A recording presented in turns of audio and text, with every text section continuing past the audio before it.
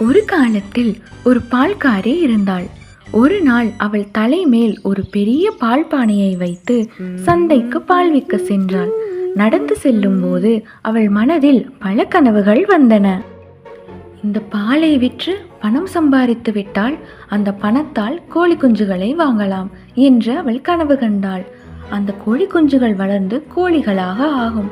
அப்போது அவற்றை விற்று இன்னும் அதிக பணம் சம்பாதிக்கலாம். அதன் பிறகு அந்த பணத்தால் 2 ஆடுகள் வாங்கலாம். ஆடுகள் வளர்ந்தவுடன் அவற்றை நல்ல விலைக்கு விற்கலாம்.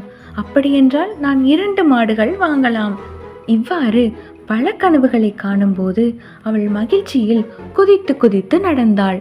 அப்போது திடீரென்று அவளது தலைமையில் இருந்த பால் பானை கீழே விழுந்து பாலெல்லாம் சிந்திவிட்டது.